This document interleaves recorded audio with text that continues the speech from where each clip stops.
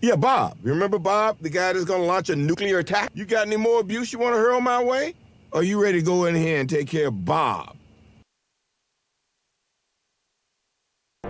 What do you propose, Bob? When in doubt, C4.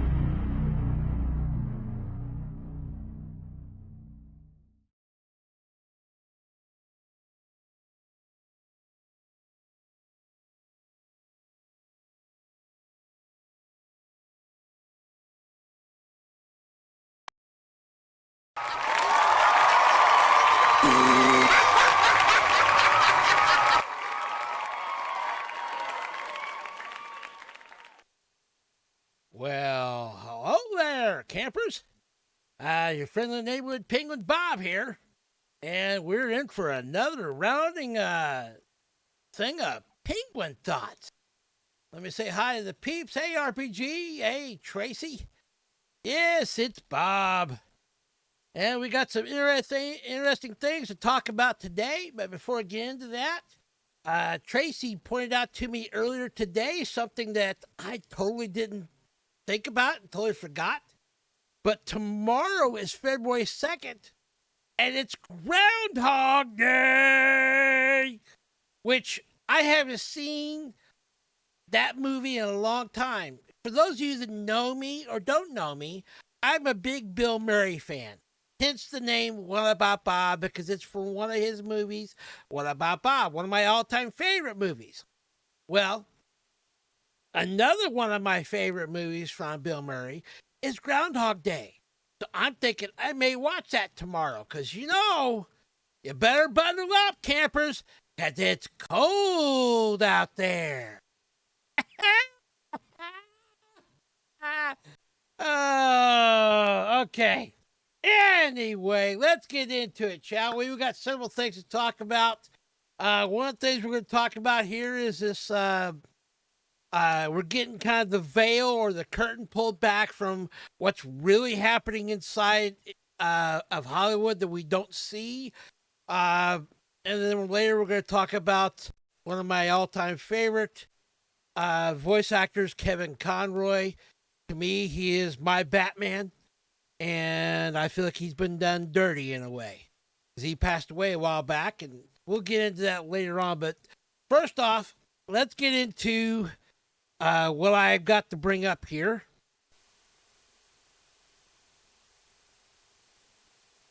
And there is a YouTuber I follow that, matter of fact, I even did my first live streaming stand on Penguin Thoughts was rewatching of Critics Court by Chris Gore or on Film Threat, where they put Star Wars on trial. So I like periodically checking into his stuff. Film Threat is primarily a thing that is for like reviewing movies, and especially indie movies maybe you've never even heard of. Chris Gore and Alan Ng are both very good at going and reviewing and writing reviews about this. Well, apparently a while back, since he's not part of the mainstream media out there, several writers from the WGA, which is the Writers Guild, they're part of Hollywood here, sent him some letters. One in particular, some of it's anonymous, some of it's that he's kept their identity and their information secret, but nevertheless, they're coming forward and spilling the beans on what really has been happening behind the scenes of all of Hollywood. And this kind of applies to every single type of IP out there that they're currently creating, and bleeding over into gaming now.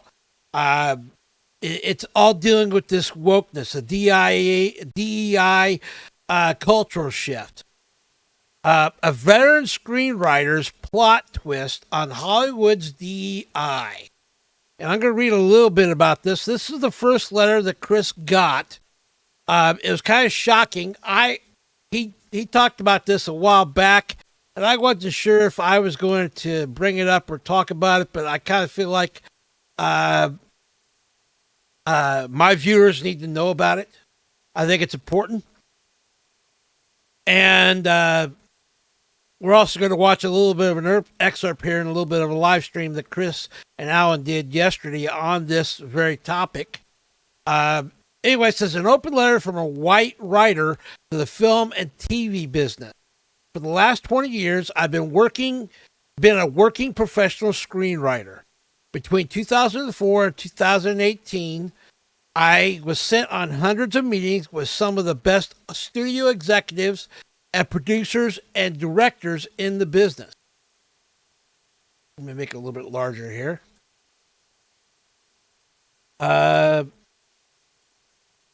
I loved it. It was an opportunity to chat with like-minded people who love film, grew up with movies, and were making them at the highest level. We discuss ideas, plot characters, and their arcs, and who's the audience. Maybe chat about subtext and themes. It felt like an episode of Jon Favreau's Dinner for Five. Sometimes you would end up getting work. Other times you made a great connection. Everyone was intelligent, film and TV savvy, and had a deep understanding of the business side of the industry. In 2019, things started to change quickly. As you can see right here, here's a WGA prospective writer search form. This is actually the criteria that Hollywood is currently using right now for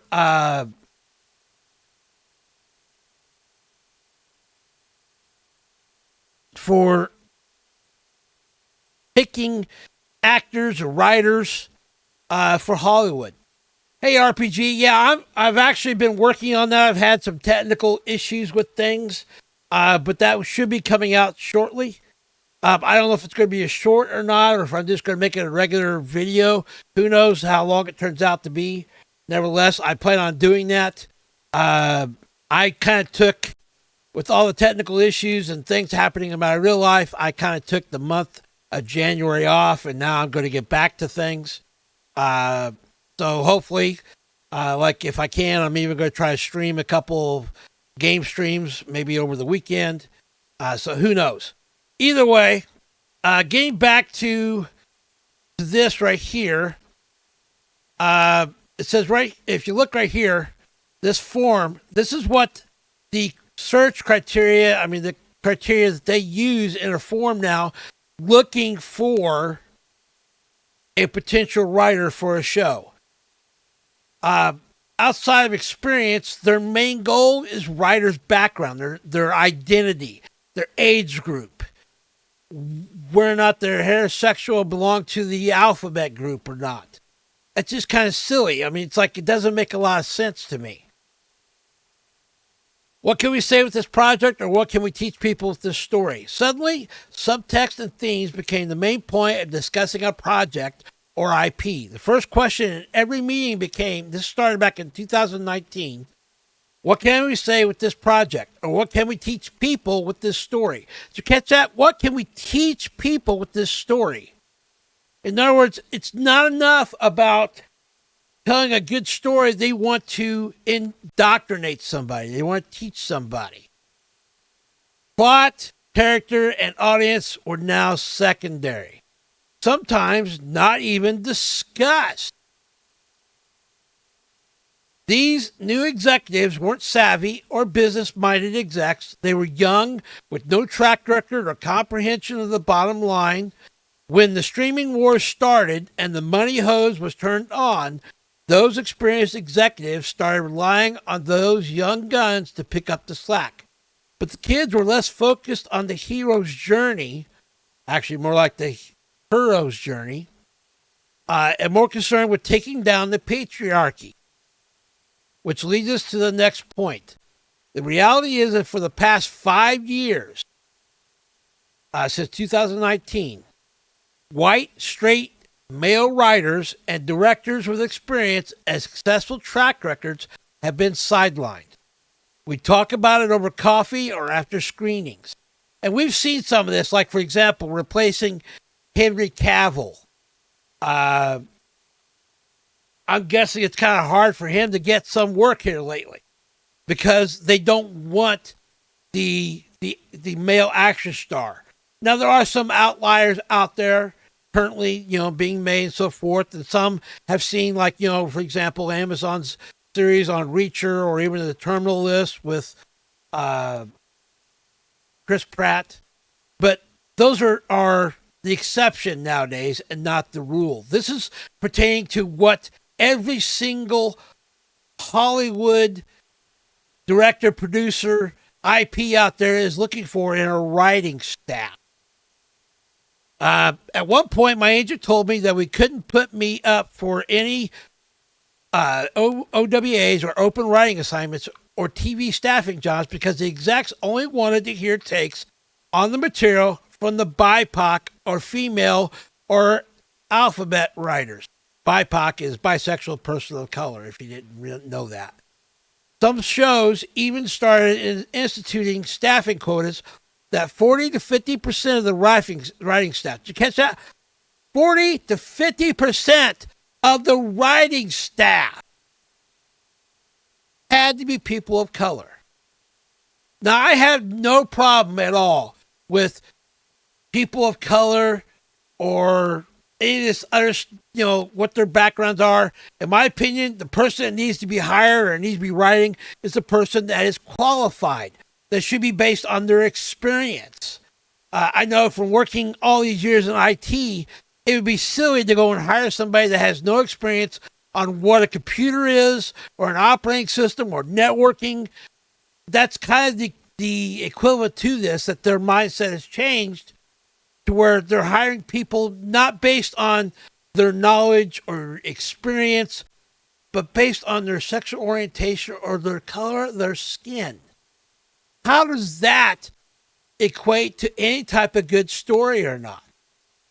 It makes no sense. Exactly, Tracy. It needs to be experience, talents, and skills. Anyway, I'm not going to read this next article because in the little short video we're going to watch here in just a few seconds, Chris Gore kind of reads this. But this is the next one that he's posted. Actually, yesterday, Chris Gore did on his website, filmthreat.com, which, by the way, links to all these videos and everything, and the articles are all down in the description of this live stream, and also the video if you're watching it on Memorex at a later point. Anyway, this is the nail in it, and there's a mantra going around right now called "Male and Pale is Stale." Responses to an open letter to the WGA. So let's watch real quickly. Actually, I say real quickly. It's maybe for a few minutes here. What Chris Gore actually said yesterday on his live stream about this. Back to our Hollywood on the Rocks branding.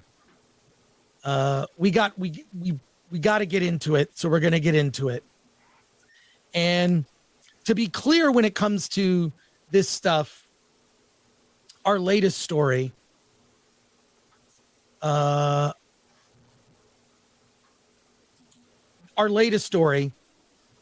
the WGA. This is a follow-up story to the open letter to the WGA, which was written by a Writers Guild member. Yeah, that's the letter. That's the article here. I just got through reading. It was the open letter by this WGA writer who has been listed as anonymous because, Chris Gore wanted to protect their identity. And we'll find out why that is so essential that he has to protect their identity. It's just gone. Hollywood has lost their ever-loving mind. It has just gone crazy. I just don't understand it. Anyway. So, Writers Guild member wrote an open letter talking about how things have changed because of DEI. Yeah. And the story is on Film Threat. If you don't see it, just search WGA and you will find it. You'll find both articles. Articles you'll find. Well, we link to. Yeah, I linked both these articles in the description, but if you want to go up on Film Threat to check it out, like you said, you can just go and search for WGA. You'll find both the articles that I'm referring to, that he's also referring to. The open letter. I'm going to make this a little larger so I can read it. I can read some of it. I just wrote an intro to put it all into context. And you probably heard this, but this was a quick intro to what you're about to read. And I'll just start. The only constant in entertainment is change. Industry veterans understand that dramatic pivots in the way that Hollywood does business are the only thing that can be counted upon. And actually, I'll switch over here so you can actually maybe follow along a little bit better with it. Increase the size of it here. There. This is actually what he's actually reading here. And I'll switch back to the video when he pauses for a little bit. But recent shifts have veteran writers concerned. Part of this has to do with the WGA's requirements that new members check boxes to identify themselves so that this data may be used in the hiring process. It won't be used for any sort of prejudice, will it? Right. A recent open letter to Writers Guild of America, written by a WGA member, is saying out loud what so many in the industry fear to say. And that is that radical voices have taken hold in Hollywood and are more concerned with pushing ideology and messaging rather than entertaining an audience. As a result, yeah, did you catch that right here? And that is the radical voices have taken hold in Hollywood and are more concerned with pushing ideology and messaging rather than entertaining an audience. They're pushing the message. It's more important to them at this point than telling a good story. And we've kind of seen this all along, but now this is even more confirmed. This is purposely what they are doing. They are not holding back. They are absolutely 100% going full blown with their message. And we've kind of seen that, kind of known that, but now we actually know that for a fact. Tracy says the secular media, all of it is controlled by Satan. Yeah, I agree. It's controlled by the air, the power of this world, which is, sin and satanic material and so forth like that. It's all just anti-God. Anyway, getting back to the rest of this article here. Result: the money generated by the industry has seen a remarkably noticeable drop. The rise of the term flopbuster in response to so many films like Indiana Jones and the Dial of Destiny underperforming at the box office seems to be directly related to mainstream audiences' wholesale rejection of the over messaging they see hijacking entertainment. Not to mention the destruction of intellectual property that normally performed successfully with fans. Box office receipts for films like The Marvels, among others, have writers questioning the wisdom of pushing identity, the message, over storytelling with a broad appeal. The mainstream industry trades have yet to weigh in on this open letter. And let me just say this, quick aside. These people are contacting Film Threat. We're not part of this. Okay? Yeah. This is anything that we're not an industry. We review indie films and mainstream Hollywood movies. That's Film Threat. We're mainly reviews driven. We interview filmmakers, yes, and we interview people that are interesting, but we're not news and we're not a trade. But somehow we have, this has kind of fallen in our lap because the trades will not talk about this. They will not write about it. They will not write about it because the same people that are a part of this also work at the trades. Exactly. Who am I talking about?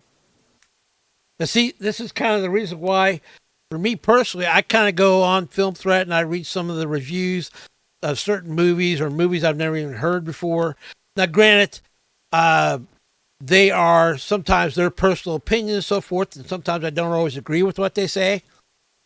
That's okay. Everybody doesn't have to agree with everything that we say. You don't have to agree with what I'm saying right now. The mere fact, though, that we can read something or watch something or talk about something and even walk away disagreeing, as long as we do it agreeable, it's more about the conversation and having the conversation than it is about everybody needs to believe the exact same way and be in a cookie cutter mold, which is what Hollywood is trying to make everybody do. They're trying to indoctrinate the world into using culture to push everybody into what they think everybody needs to be. And they're not even consistent, and they eat their own, and they just are. Sometimes I just don't understand where they're coming from, but I like the fact here that, like, Film Threat, and they've been around for a very long time. Chris Gore, I have been reading his reviews and things like that on movies for years. So I mean, it's not he's not the mainstream media. He just mainly, like he said here, he just talks about movies. He goes and watches a movie, or Alan goes and watches a movie, and then he gives their thoughts on it and how the story was progressed, or the graphics, the CGI in it. And now with last several years, whether or not the movie is woke, and what elements are and what elements aren't. So you can make an informed decision on whether or not you want to watch it yourself. And I Film Threat's not the only place I look at stuff like that. There's also several Christian sites that I go and check out as well, that I read about certain games and movies and things like that, just to see what their opinion on them are, so I can kind of decide for myself. Because I'm the type of penguin that I don't take the word of what somebody else says. I find out for myself, but I like having more information. And even if it's from somebody that I don't agree with their opinion on, the mere fact that I can take their information in and I can decide for myself whether or not I want to embrace that idea or not. Anyway, continuing on with what he was saying here, I just kind of wanted to throw my 2 cents worth in there. Hollywood Reporter, Variety, Deadline, IndieWire, all of them. Yeah, Not those one are is the, like, Variety, Hollywood Reporter, like you said, Deadline, IndieWire, Collider used to be another one. That used to be these outlets news things that used to report on movies and TV shows and things like that in Hollywood, and used to give their unbiased opinion on things. But ever since the woke stuff and the DEI stuff's come out, they just kind of seem to gloss over that. Although Variety here lately has been kind of stepping up their game on things and starting calling things out, especially against Disney, which is kind of cool to see, because I think the tides are turning very slowly, but they are turning. I'm seeing some change here. Picking up this mantle. Moving on. However, the story has resulted in a flood of emails sent to Film Threat. These correspondences paint a picture of an industry where fear of speaking out could result in one being blacklisted as problematic. You must adhere to this new ideology or face the prospect of unemployment forever. A phrase we heard over and over. Yeah, I want to key in on that, and that right here. This is the reason why he is not listing off who wrote that, sent in that letter, or has actually sent in multiple letters. Because there's been more than one person out there. If they found out who was actually sending, which is, in my opinion, is good on Chris Gore and Film Threat that they've done this to protect these people, because these correspondences paint a picture of Hollywood, an industry where fear of speaking out could result in one being blacklisted as problematic, which means you may not ever get employed. Again, and if that's your bread and butter that you're trying to provide for your family, and you're just trying to make a living, we're not talking about just actors here. We're not just talking about directors and producers or writers, but we're also talking about the support staff, like those who bring in food service, or gaffers and lighting people, and props, and sound people and grips and things like that. I mean, these are all people that are in the industry that are affected, that they're just trying to live out their lives like we are, and trying to make a living so they can take care of their family. And by simply speaking out against this woke ideology and the DEI stuff, they could see themselves never getting a job again in Hollywood. And they may be just somebody that just stands there holding a mic boom over the actor. That's insane to me to think that could happen. But that's good on Chris Gore that he's protecting these people. Over again is this: male and pale. Let's back it up a phrase little with bit this here. new ideology or face the prospect of unemployment forever. A phrase we heard over and over again is this: male and pale is stale. If one were to reword this statement in another way, may result in accusations of racism. I always think that to myself, like when I see someone like say, is this racist? And I just replace another group, like I play a little Mad Libs. I play a little racist Mad Libs. Is this racist? Replace a word. And if it just, you just sort of sound like, yeah, that sounds like at the very least prejudice. But this view is widely accepted all over Hollywood like a mantra. Male and pale is stale is driving the types of films and TV shows that get made. What industry outsiders may not understand is that Hollywood is a freelance business where work is scarce. And in the current day, one must constantly demonstrate allegiance to certain ideals or face the prospect of never working. Pretty much. The fear is palpable and a dominant force hanging over the heads of those who wish to simply make a living working in entertainment. I'm not talking about actors or even writers at this point. I'm talking about gaffers and people who talking about art directors, talking about production designers. I'm talking about storyboard artists, because those are all the types of people that reached out to me. Yeah, this is what's amazing to me is think about this. You spend your life for the last 20, 30 years, even going to college to work in the film industry in a certain way, to be a filmmaker or like a video editor or something like that, or like a storyboardist or an artist. And that's all you know how to do. And all of a sudden now the industry has changed to where if you don't go along with this DEI thing, all your career that you've had all your life can be just gone. That's unimaginable to me. Because I've spent 30 plus years working in IT, and that's like saying all of a sudden, if there were no computers and no electricity and no internet, no YouTube, no nothing, I wouldn't have a job to do. I wouldn't have had my career all these years. Simply because something happened outside of my control that I had to go along with. All because somebody decided, well, I don't like the internet, it's bad, then we're going to take it down permanently. Or computers are the worst thing on the planet and people are sucked into them too much. Let's stop using them completely. Go back to pen and paper. And believe it or not as radical as DEI stuff, but there are people out there called like Luddites and so forth that believe that way. There are not a lot of them, but there are some out there.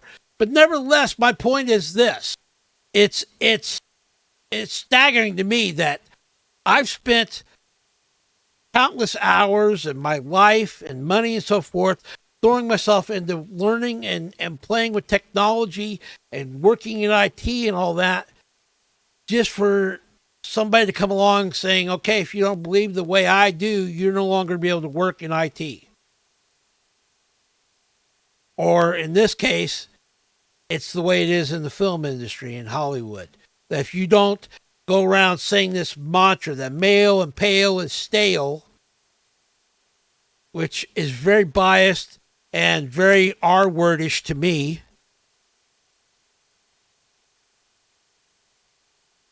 that you can end up being blacklisted and never work again. And then you're literally, if you got a family and kids to take care of and a house and a mortgage and all this, and trying to put food on the table, then you have to start over, all because some young upstart believes this is what you need to believe. And if you don't believe with me, you can take your toys and go home. This is insanity. It really is. This stuff needs to just go away. It needs to die. Anyway, continue watching on. In addition to working writers or previously working writers, these emails sent to Film Threat have been edited to protect the identities of those who wish to speak out, all of which requested to remain anonymous. The letters came from Emmy and Oscar nominated talents working at various levels in the industry. Wow. Additionally, letters that were repetitive or simply echoed points already stated have been left out. I mean, we had to cut chunks, a lot of stuff in other letters because we can only put so much. And actually, I think it's pretty long. All right. What follows are emails sent to Film Threat in response to the open letter. Draw whatever conclusions you wish, but one thing is certain: Hollywood is changing, and many feel it may not be for the best. Yeah, like right here. Here's a link, actually, in that current article back to that letter that I just read at the beginning here. And notice it's even put down here, which is good on Chris Gorey did this. If you're a member of the WGA or work in the industry and have a story to tell or something to add and would like to share your story on or off the record, then you can actually contact Film Threat, Chris Gore. And I can guarantee you firsthand, he will personally respond, or Alan will, or somebody there, Film Threat will, because when I asked about playing the Critics Court on Star Wars stuff, Chris actually responded to me via email saying, yeah, I had full permission to do all that, to share his content and discuss it, which that's what I'm doing right now even. So anyway, continuing on here with what he's saying here. See, I'm logged into my account here, which is why the ads aren't popping up. Yeah. Hey, let me just say one thing. If you're a white male WGA member and you're paying dues to the WGA, you are paying dues to an organization that will not advocate for you. Keep that in mind. That in mind. Moving on. But what's even more frustrating is if you're an actual writer in Hollywood you actually can't write for any TV show or any movie or anything without being a member of the WGA. You have to. That's why, for example, last year, in the second half of the year, when we had the WGA strike, that's why all new shows and movies and stuff were put on hold, because the writers could not write. If they were here in America, they could not write. Now, I think some over in like London or other countries could, but the WGA is the Writer Guild of America. It's here in the U.S. That I'm talking about. I'm not going to go. I'm going to go through the highlights of some of these, and we're going to leave a link in the description with this video, so you can read them all because it's long. But we got, it's a complex. It's very complicated. People coming at it from different. I mean, the sort of end of the article is like production designers, art directors, people from other crafts, including publishing and the music industry. This has affected everything. It has. Here's a letter here. Just wants to remain anonymous. Number one, writer.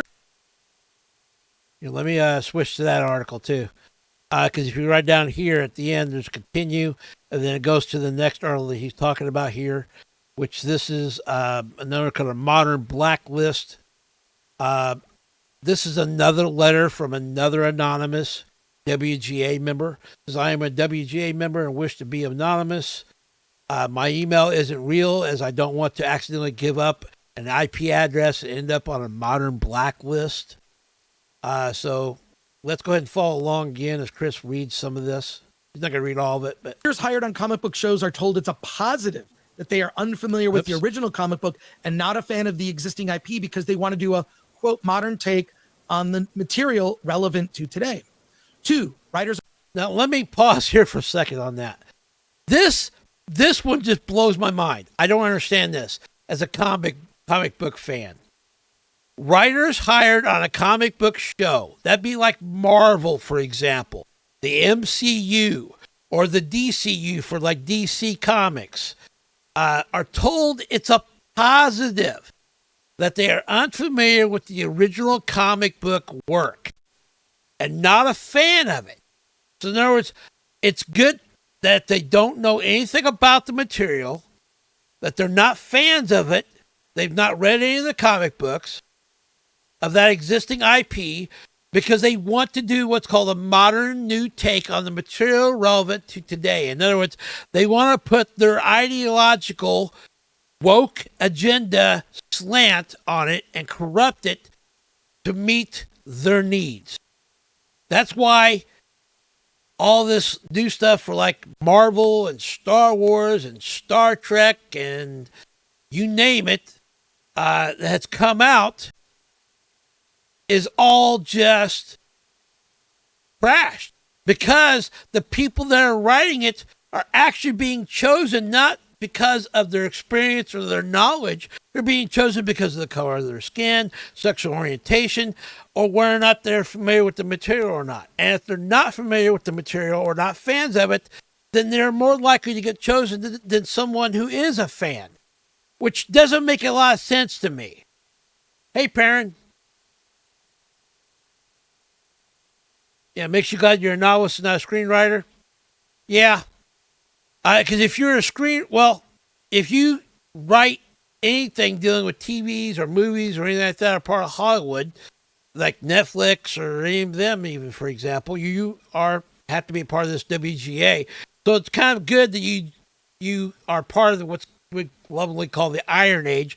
You create your own stuff. Anyway, so let's continue on. Chris reading the rest of this here. Quote, modern take on the material relevant to today. Two, writers are asked, why this story today? How is it relevant politically today to the existing narrative they're pushing on our culture? And B, why are you the person to tell it? Because I have talent and I wrote it is not a valid answer. What a valid answer is, because I'm a member of this aggrieved group or class, and only we can tell our own story. Did you catch that? Notice right here that even the person that wrote it, they're saying, why should we pick you as the writer to tell this story. Because I have talent and wrote it is not a valid answer.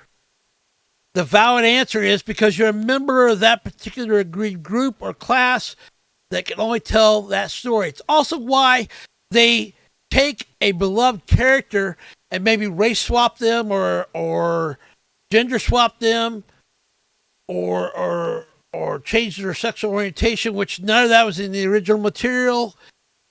But they're doing that so they can change it to this first part right here, which why is this story today? How is it relevant to politically today and the existing narrative that we're trying to push on our culture? In other words, does it line up with our agenda? This is point blank.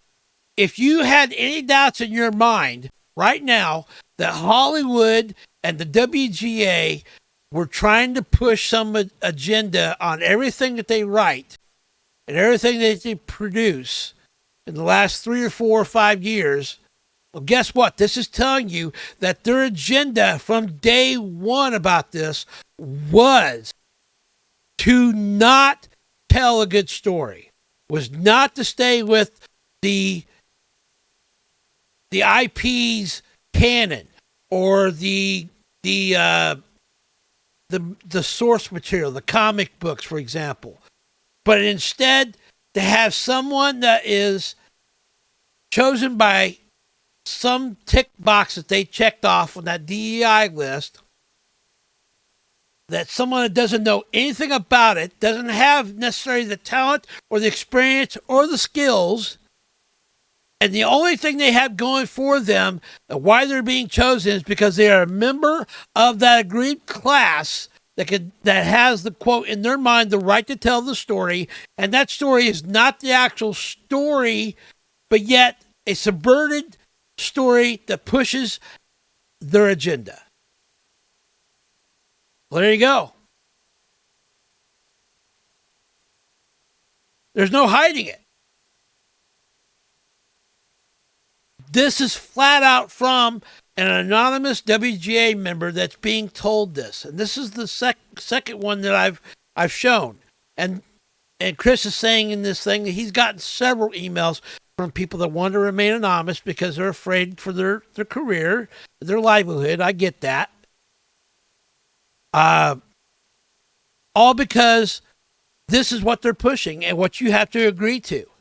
This is what you have to do to be a member of the WGA.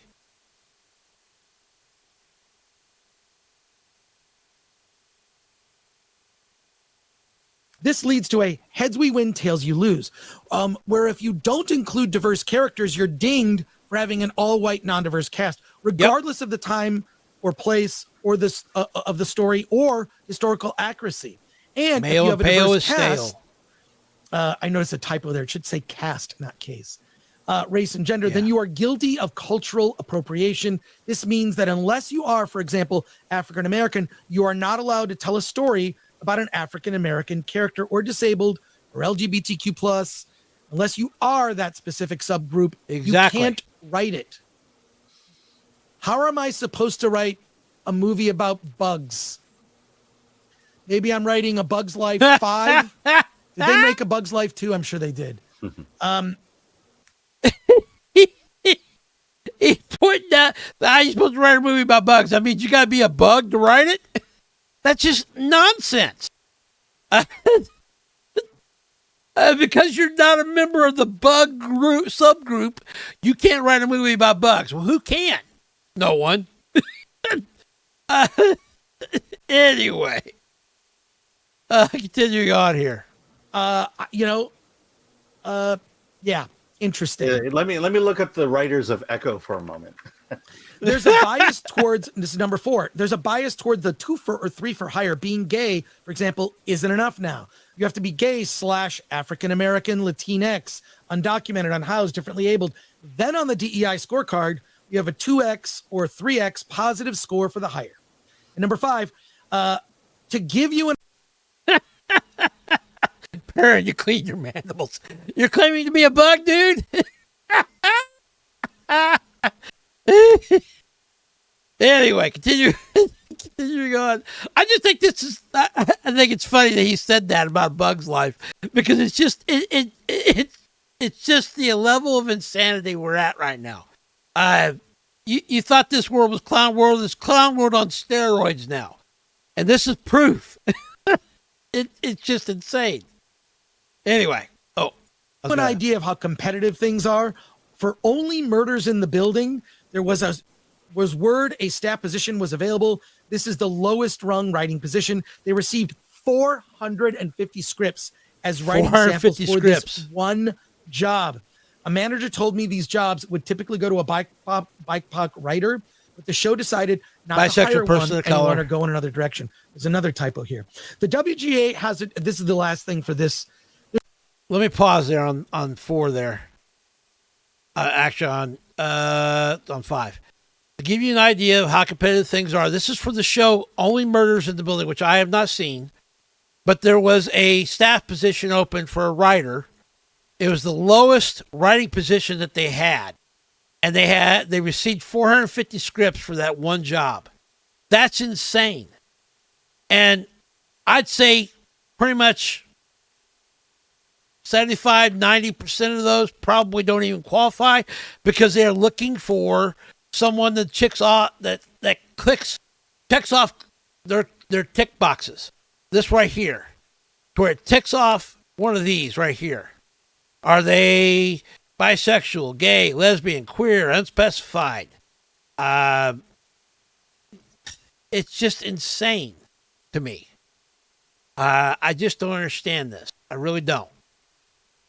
Anyway, continuing on here with what he's reading. The WGA has a diversity program where the guild pays for the diversity hire's salary. This is one of the things that motivates them. Look at this. They get money. The WGA has a diversity program that gives the guild members or producers or IP, the people that are creating this particular show or movie or wherever, the WGA gives additional money for a diversity hire. That's insane. Did you know this? Most of these writers aren't picked I did not up know this. after the free ride expires. Many of these writers hired only for diversity purposes feel obligated to push stories that reflect the specific box they checked. So a transgender writer will be pitching stories exclusively about that experience. Interesting. There's a word for that. There's a word for all that. It's tokenism. All I see are typos. I hate this. I hate when I read. Alan, was this not checked through our normal editors? So you guys see the ad for the next Ghostbusters movie? Yeah, I saw one trailer. I haven't seen the second one, but I've heard that the next Ghostbusters movie more than likely is going to have this DEI and woke stuff in it, which is really sad to see because that's a Bill Murray movie, which I love Bill Murray because it's supposed to have Bill Murray, Dan Aykroyd, and the guy that plays Winston Deadmore. Forget his name. Obviously, he's not going to have Harold Ramis because he's no longer with us. But nevertheless, I don't hold after hearing about all this from Film Threat and what the WGA is doing and Hollywood is doing. I don't hold out much hope for anything that's being produced. Period. My thought behind it is expect the worst, hope for the best. That maybe we may have an anomaly out here. But most of the time it's going to be, like, for example, Tom Cruise with Top Gun Maverick. That was an anomaly. And that's because Tom Cruise was involved and he insisted upon being that way.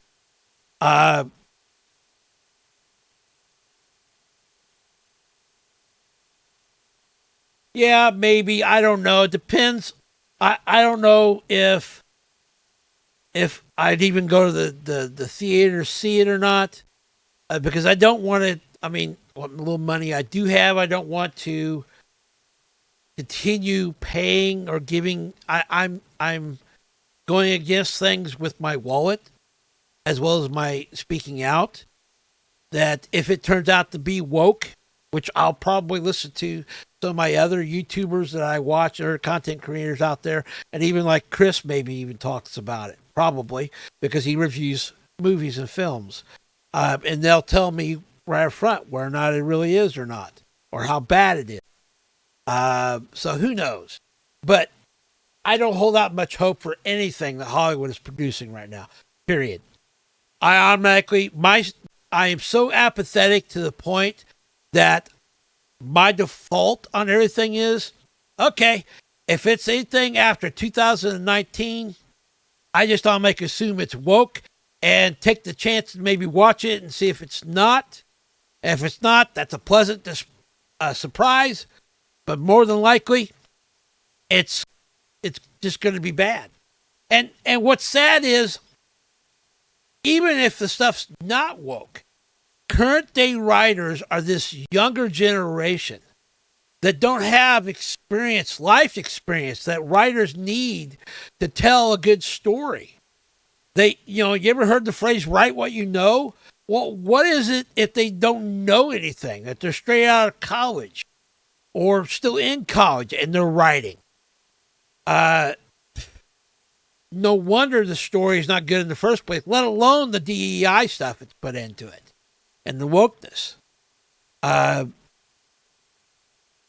when you have these good writers, like, for example, this first letter right here clearly says this guy, he says that he's been working as a writer in the industry for the last 20 years. But now he doesn't get the opportunity to write anymore because he's white. He's male and pale and stale. Yeah, and we're talking about this younger generation, and I'm not crashing on the younger generation, but I'm telling you right now, I don't think they're very creative. They don't have that much of imagination, because imagination also is fueled by your life experiences. I expect this. Yeah, well, what Disney's done for, Disney's not ever coming back. I believe nothing good's going to come out of Disney anymore. Period. Until and this is a big if, everybody that's in there right now has got to go. Got to wipe the clean slate, complete new company. Starting from Bob Iger on down. Every single person's got to go. It doesn't matter. Until that happens, I'm not holding out any hope for anything from Disney, Star Wars, or Marvel, or anything. Period. I'm done. I'm apathetic. I just don't care anymore. I don't know. It floors me. All this stuff does. Anyway, let's get back to what he was saying here. I believe we were rushing it. Huh?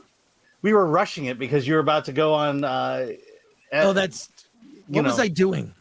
So, yeah, it was supposed to go on one of the shows you were on, and then it was supposed to go on yesterday for real. We should just look. Yeah. We should have exclusive first dibs on our own stories. Why don't we do this? Yeah, we gotta be smart, Alan. We gotta be smart, not like everybody says. Yeah, believe me, because when I went through it, there were a lot. I was catching Were there a lot more typos? All I see is. Oh, you have no idea. Well, thank you for what you corrected, but you missed a few. But that's okay. Yeah, I know. That's normal. Of the 100 I cut, yes, I missed it. The system encourages, there's more to this, so please read the whole thing. The system encourages cry bullies, those who complain of oppression as a means of moving up the ladder. This creates an incentive system for complaining about slights, perceived slights, or microaggressions. And once these are documented by HR, some corrective action must be taken. Training, reprimand, and the person who complained now can't be fired, or it would be retaliatory. That is silly. Catch that? They're actually encouraging cry bullies. and microaggressions are seen as something offensive, and that the person who complained about it can't be fired because that's considered a microaggression toward them and would be considered retaliatory. This is silly. It's like being in the third grade again. I mean, that's the mentality we're talking about here. Okay, I'm going to throw rocks at you because I don't like that you took the swing from me on recess. Well, guess what? Now I'm going to go tell teacher that you're bullying me. And then the teacher goes, okay, little Johnny, I don't care if you were throwing rocks at Susie or not because you took the swing. You must now go through training and be reprimanded for the offenses you're putting toward little Susie, the physical and emotional damage that little Susie's experienced because you were throwing rocks, regardless if you hit her or not. And little Susie can't be fired because can't be punished because she was calling you names or was talking about your mom in a derogatory manner. That's irrelevant. I just don't get this. It's like people are regressing. And I think that's why a lot of this is from this younger generation that's entitled, the Gen Zs out there that don't have much experience, that believe the world should believe the way they do. And that if you don't believe the way I do, I'm going to stand here and hold my breath until you do. And then I'm going to go tell my big brother and he could come beat you up. It's that mentality. I just don't get it. It doesn't make a lot of sense to me. It's silly. It's not mature. It's not adult. It's not what real adults do.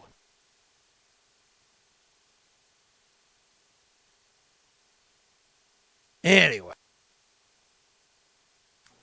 Writers' rooms have historically been a freewheeling place for spitballing ideas and jokes.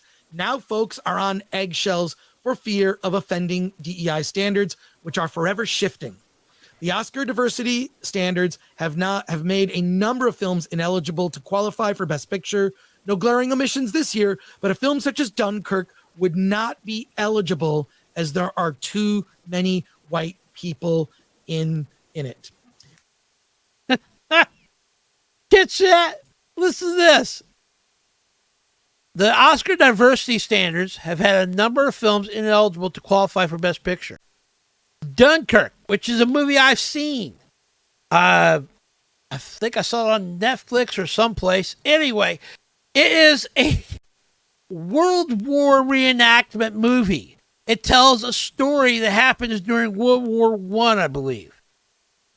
And the vast majority of soldiers that are fighting in that war, especially on the German side, were white.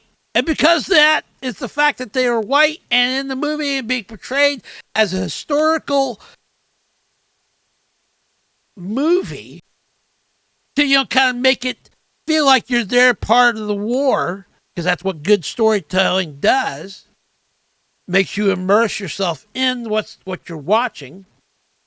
And because of that, they don't meet the DEI standards and they can't be eligible for an Oscar anymore. That's just insane to me. It is everywhere in Hollywood. This stuff is 100% is what decides what they do. I'm going to go. There's so much else here. If you click through a story about DEI being weaponized, that's from a WGA writer. There's other guilds. This is where we get into the Jedi. Oh yeah, I want to switch to that because this is kind of interesting too. Yeah, that first link of in my description there will get you the first article. Then you can hit continue to keep going through all these. These are additional letters from other members of the WGA that are also anonymous, The DEI is being weaponized. And then there's this one right here that he's getting ready to read about. This is now something that they're doing called Jedi training, which is not Star Wars. It's something completely, in my opinion, stupid, but nevertheless. Training. This comes from the ADG, which is the Art Directors Guild. Art Directors Guild also encompasses like other types of crafts, like Art Directors Guild is anything involved art direction on its film or TV show. Like my understanding is it's production design, it's storyboard, it's anything in that. So there's an Art Directors Guild, and they have what they call, this is a screenshot from a newsletter, and everyone is encouraged. And by encouraged, I mean like, did you not fill out the form yet? I mean, there are people being harassed. Like, fill this out. It's called Jedi training. There's all sorts of times you can sign up to do it.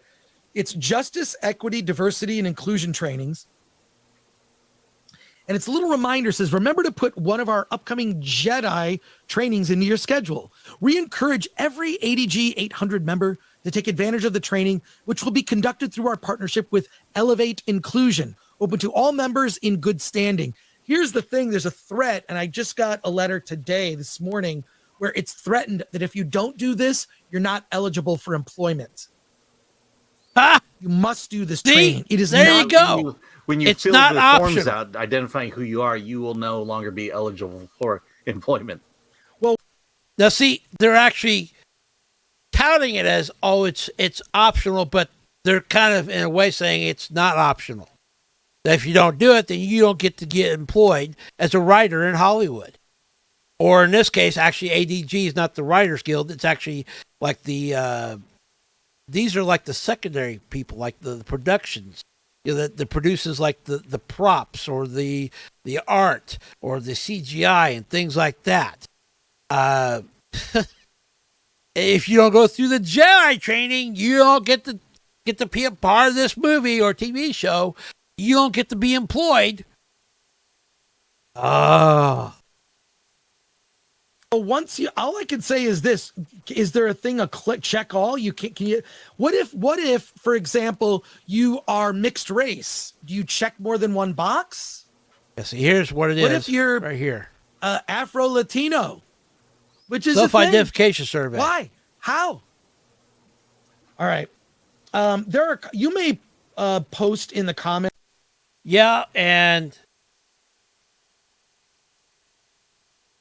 well, yeah, someone to be a white Anglo-Saxon Protestant male for decades. Well, this is now it's definitely that on steroids. That's where this new mantra that's going throughout Hollywood now is male and pale is stale. If you fall into that category, you will never work in Hollywood. You won't get work.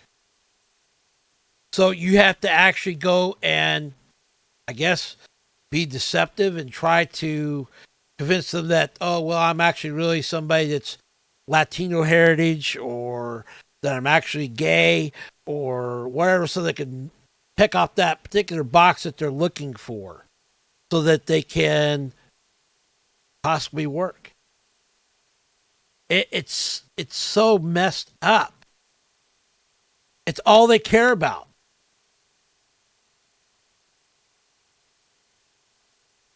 Anyway. We are approving any comments that definitely totally messed up. No, 100%. Please, People are disagreeing in the comments. That's fine. Yeah, please. Yeah. So just respectfully debate, please. But if you're going to be anything, we keep the line. We'd like to have a conversation that is, look, here's one here. Female, gay, and brown brings sales down. Okay, while I don't agree with that, someone is taking that with humor. Fine, that, it's not overt there. But this story, it goes on. There's more to it.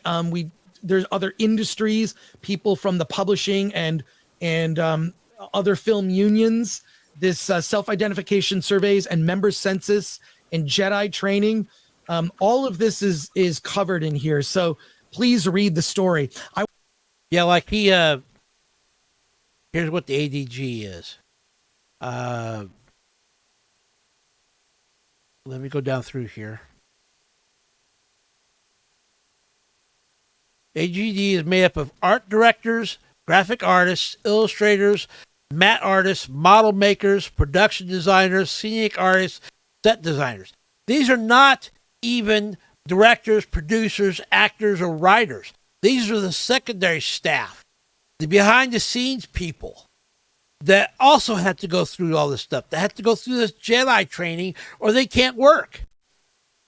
And think about it. If you went to college for 4 years and to be a graphic artist, and now all of a sudden you can't be employed because you don't agree with this and you didn't go through the Jedi training. That's just insane. It's going beyond pushing an ideology in my mind. You're now affecting someone's actual livelihood.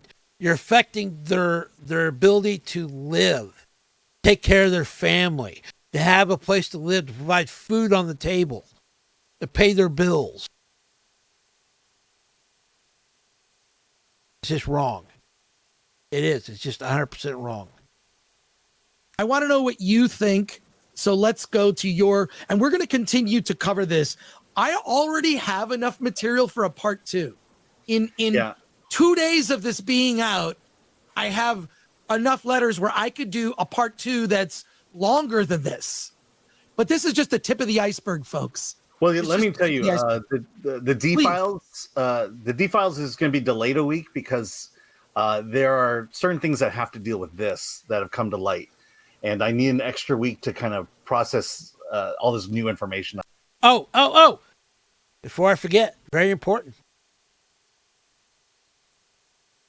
Don't forget to sip them if you got them. Gotta stay hydrated.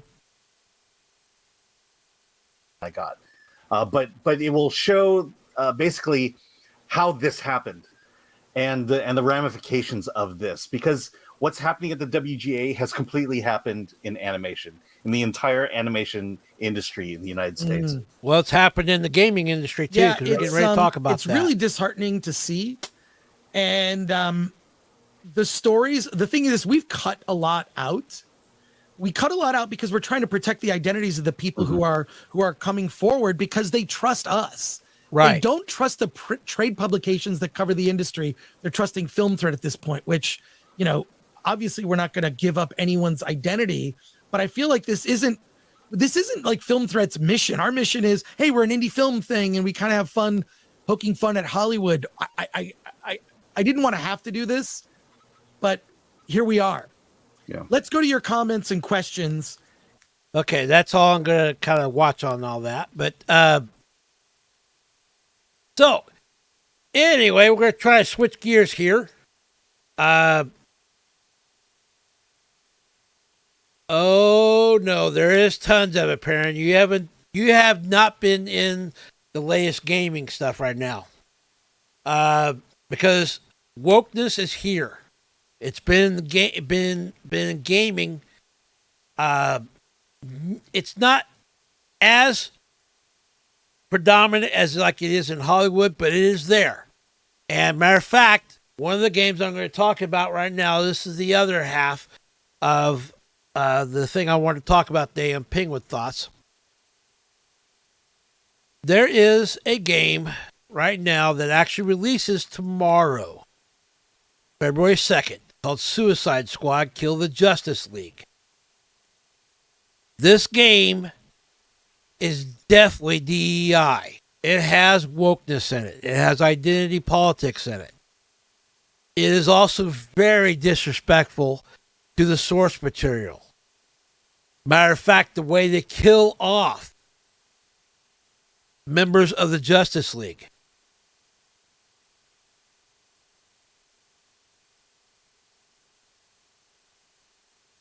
Tracy says, I have a match 3 phone game I've been playing for years.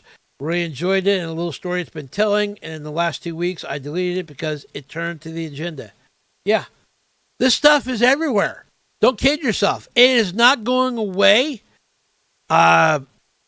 We are seeing some people waking up to this stuff, especially when it starts hitting their bottom line and their money. But it is permeating everything in our culture. They want us that don't go along with their agenda just to go away. They want us to disappear.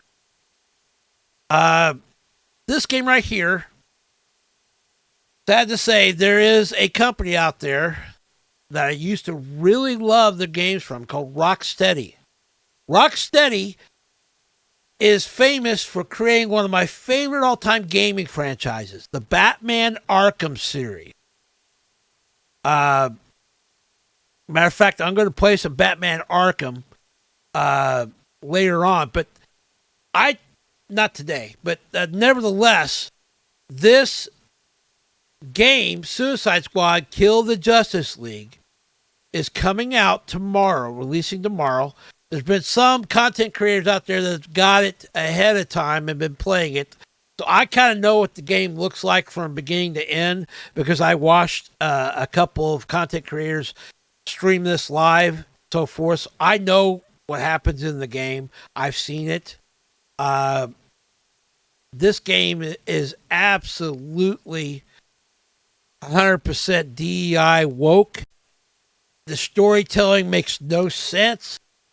And it's extremely disrespectful to DC Comics, which is really surprising. And I think it's because the people that are currently at Rocksteady now are not the same people that made the Batman Arkham series.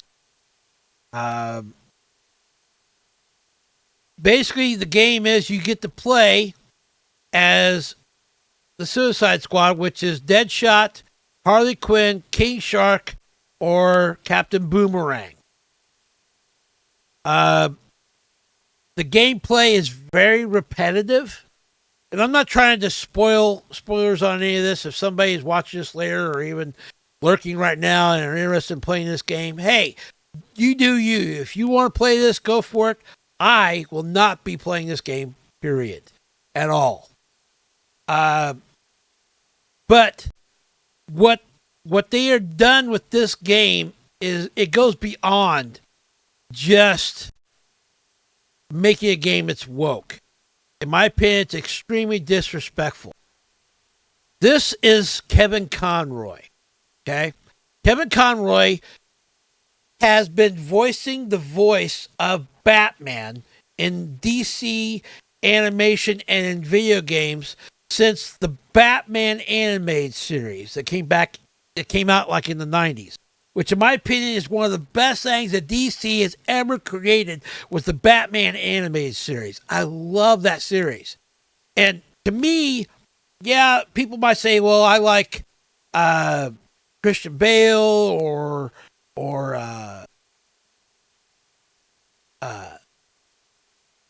I'm drawing a blank. On any of the other actors that have played Batman. In my opinion, though, this is the definitive Batman. Kevin Conroy. And he's no longer with us. He passed away, I think, toward the end of last year. There's Adam West, yeah. But I like Kevin Conroy the best. But I think he passed away from cancer, I believe. I'm not sure. All knows he passed away last year. And the part that's the most disrespectful is, this is a picture right here of what Batman looks like at the end of his little segment in the actual game of Suicide Squad. Yeah, Michael Keaton's another one. Which, don't get me wrong, I do like Adam West and Michael Keaton. And George Clooney. I like Kevin Conroy. But what they did to him in this game, it's just really really, in my opinion, disrespectful to a man that's no longer with us, to his legacy. And there is a YouTuber that we're going to watch here for about a good 2 minutes or so. And we watched her before, Melonie Mac, and she talks about this, that the Suicide Squad game mocks the fans. So we're going to play this, and I'm going to talk a little bit more about it. Nerd culture has been infiltrated at large by a bunch of people who wanted in on our hobbies just so that they could go in, make it queer, and then destroy what we love, as also seen evident in this new abysmal looking Suicide Squad game. So if you want to avoid spoilers because for some reason you actually were planning on playing this trash fire, then this probably isn't the video for you. Not that I can even fathom how. Yeah, matter of fact, this part is good. I've not said a whole lot until now. From this point, and I'll take the logo off in a little bit, but spoiler alert, if you don't want to hear about the game or some things that have happened in the game, then you need to like mute me or step away from the video or live stream or wherever. And when you see this gone, that means I'm no longer talking about the spoilers in the game. But she's going to talk about some things in this game that I want to talk about. You managed to avoid spoilers this long if you're on the internet, but alas. Let's go ahead and dive into the video. Now, keep in mind, this game has not even come out yet. But there's been some leaks about the game. Part of it is because some people have already been given pre-access to it to play it, which is a way for a game developer, like in this case Rocksteady, to kind of put eyes on the game before it releases, which is tomorrow, so that people might be interested in playing it when they see their favorite streamer play the game ahead of time. So what we see here, the final scene of Arkham Batman, right? So Arkham Batman, who everybody has, loved absolutely from the Arkham games because it was rad, right? They were rad.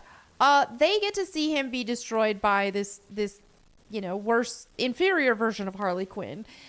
Here's the thing. I feel like the most egregious thing about this game is that the characters just look terrible. It's just... that's Harley Quinn right there. Let me show you what I'm talking about. See, look at that. That's Harley. I'm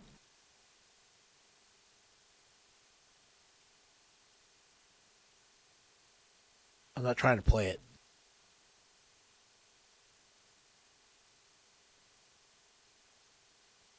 See, that right there is Kevin Conroy's voice.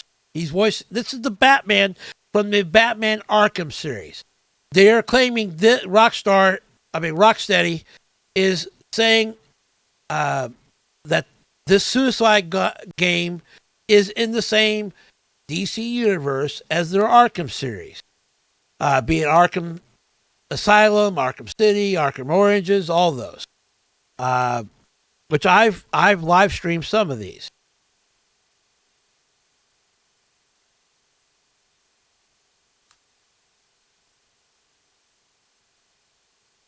Oops.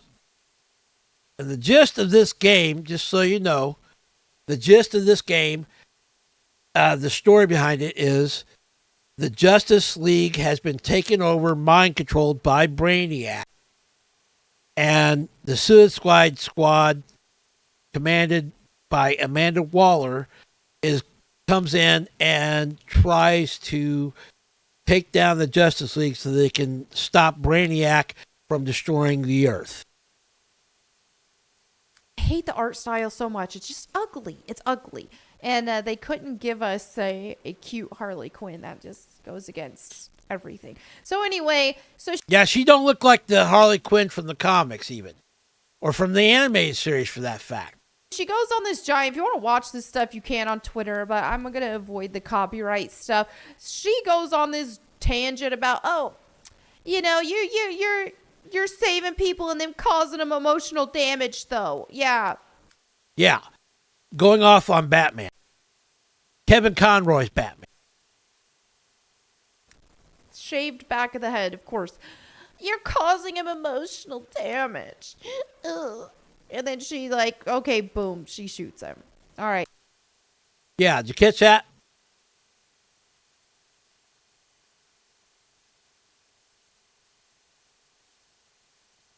Harley pulls out a gun and kills Batman in the game. A man that passed away, that all these years he's been voicing Batman, Kevin Conroy. And this is what they do to my Batman. This is what they do to Kevin Conroy's legacy.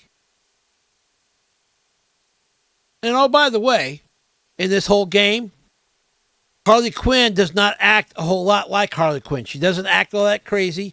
Instead, she's the bestest ever and has all the answers and the solutions. And of course, the one white guy on the Suicide team, the Captain Boomerang, he's the idiot that's clueless, has to be helped out during the game. And of course, Deadshot is by a person of color. Then King Shark, well, he's a shark. So he's also kind of thick, but that's true to form of King Shark in the first place. He's kind of thick between the head. Do sharks have ears? Sharks, I don't think have ears. Anyway. Right, there you go. Just like that. Couldn't even die to cool characters. Has to be these ugly. That's what makes it so much worse for me. All right, and so then we have also we have Wonder Woman here, her death as well, the laser eyes, and then she dies. And yeah, this also what kills me too. All these Justice League members, Flash, Green Lantern, Wonder Woman, Batman, Superman, they're all killed by Suicide Squad, but out of all of them, the only one that they feel remorse about, and actually it's only Harley that feels remorse about that they killed, was Wonder Woman. Even though they didn't really know each other that well, but because she's another woman, for once again pushing the identity politics, so forth. And I have no problem with Harley or Wonder Woman. I just don't like the way they're being portrayed. They are not the way they are in the comics. Once again, we shouldn't be surprised because guess what? We already know that, as we talked about earlier, the WGA is not going with the source material whatsoever. They're going to push their ideology. And in this case, they do more, in my opinion, than that. Okay, so they've shot Batman, and now look what they're doing to Flash. And then you have the Flash who dies also, and he gets his corpse peed on. So this. Yeah, Captain Boomerang, after they kill the Flash, Captain Boomerang takes a whiz on him.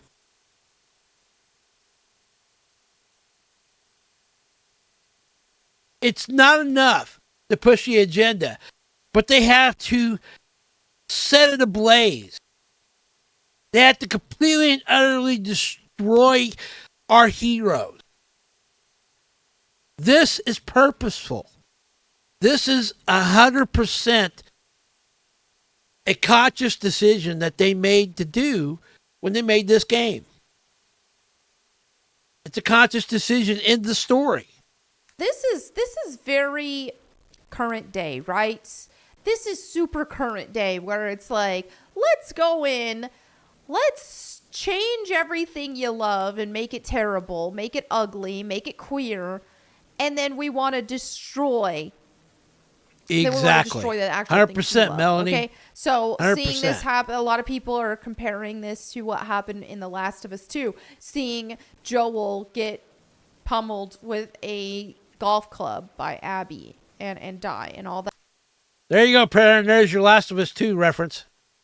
But yeah, I know what you're talking about. That was also a big one with Naughty Dog and everything. But I mean, and like I even made a video a while back about a YouTuber rant about Starfield and how Starfield has got the woke identity in it. But this goes to this game right here in particular, Suicide Squad, which I thought, hey, Rocksteady, it'd be a great game because I loved all the Batman Arkham games. They're awesome, playing as the Dark Knight. That I am the Knight. I am vengeance. With hearing Kevin Conroy's voice in my ear as Batman and just bringing some justice to Gotham.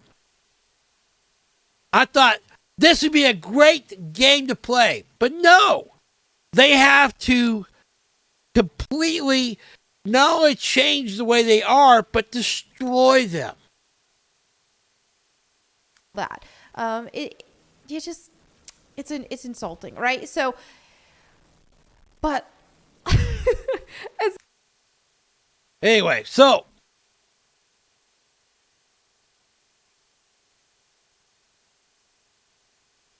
this is what they did. This is what they did. They shot him in the head because he was causing emotional damage, according to Harley Quinn. I just don't get it. I don't understand. And I thought Rocksteady was going to be creating an awesome game that I'd be wanting to play eventually. I have no desire or interest in this game whatsoever. The story's terrible. It's obviously got the DEI stuff in it. It's extremely prejudicial and disrespectful, in my opinion. It's also very repetitive. You do the same task after task after task after task. All they're doing is just changing in the game what you do and don't do in it and what they say it is. But it's still just the same repetitive thing over and over again, which in itself is not necessarily a bad thing. But when they do it to this level, it's insane because it's that way from the very beginning of the game to the very end of the game.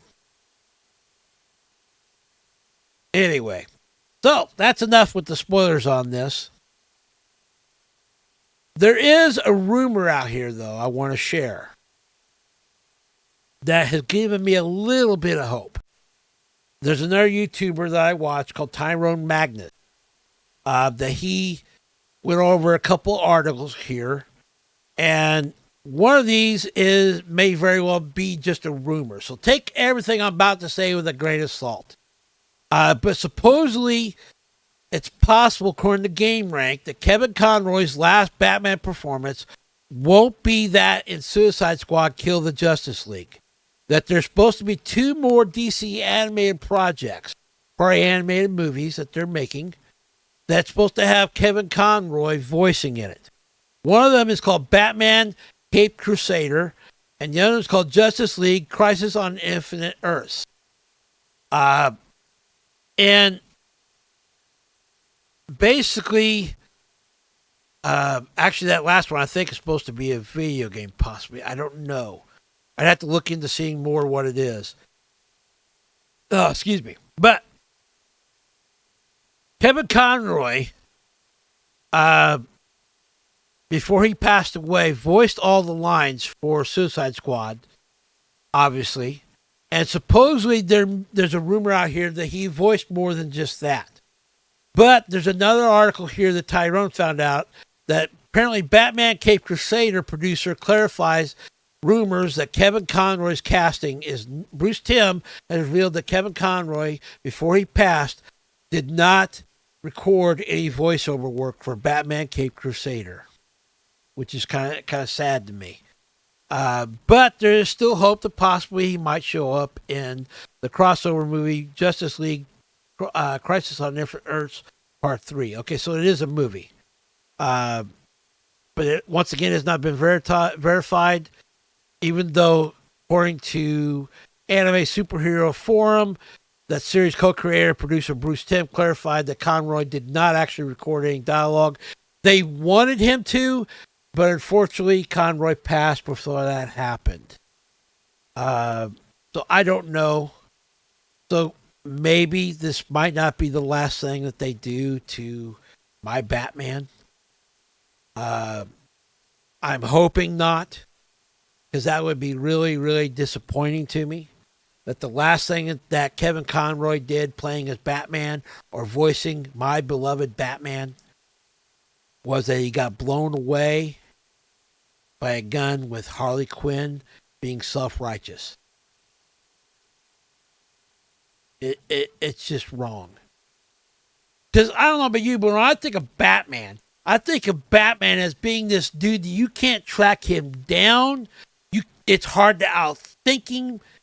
He's got no superpowers, but he's uber smart and got all these gadgets, and he's always thinking like not 20 steps ahead, but like 50 steps ahead. That he is almost, in my opinion, almost unstoppable. If I had to lay odds on like some of the DC superheroes that we know that are going up against some of these bad guys, the one that I feel like that could win almost every time would be Batman. I mean, think about it.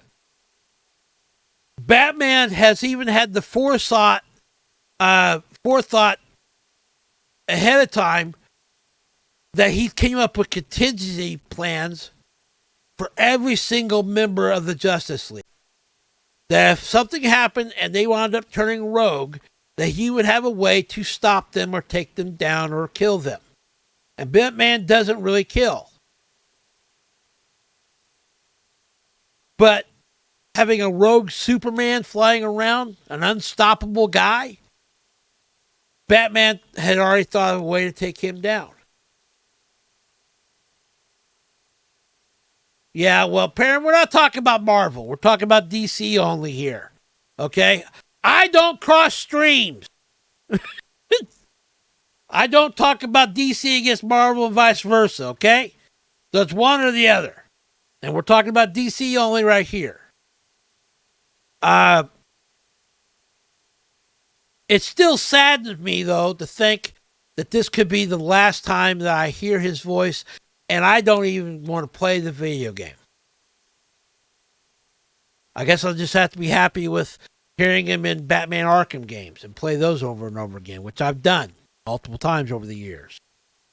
Or watch the Batman animated series. Or even Justice League animated series, which that's a good series too. Oh, I don't know. So, hopefully I haven't pointed too bleak of a future with all this. But obviously this is the state of current day Hollywood and even the gaming industry, that stories respecting the what came before, or the content, that's all irrelevant. Having someone that has experience or knowledge writing all this stuff, that's irrelevant. No problem, Tracy.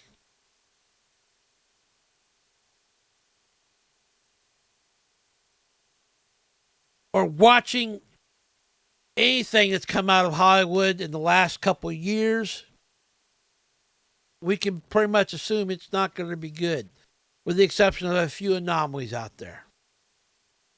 And we can just pray and hope that not only this world turns around from this ideology or a cult. I believe it's a cult. That wokeness is a cult. It's another way of replacing God. I think, once again, the answer to all this is still the same thing that I've been saying all along, and I'll still continue to say until this little penguin kicks the bucket. Jesus is the answer. It solves everything. Because it gets to the root of the problem. It's in these people's hearts. That's why they're pushing this selfish, narcissistic, ideological stance that they expect everybody to follow. That's so disrespectful. And they don't care. Because it's just about checking a box for them. Or feeling like they're entitled. Or so they can be a victim.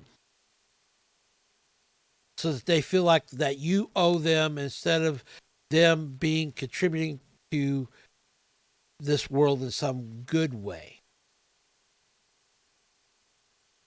Anyway, I hope, most of the streamers, Parent, you watch are retro or classic gamers. Yeah, I watch some of those as well. There's some things I will not watch because of the way I believe, but also because I'm just apathetic. I am just done with all this DEI stuff. But I will still be here being a penguin shouting out from the internet verse and telling people about how stupid this stuff is and how you need to just grab a fish and whack these people with it, knock some sense into them and say, hey, cut it out.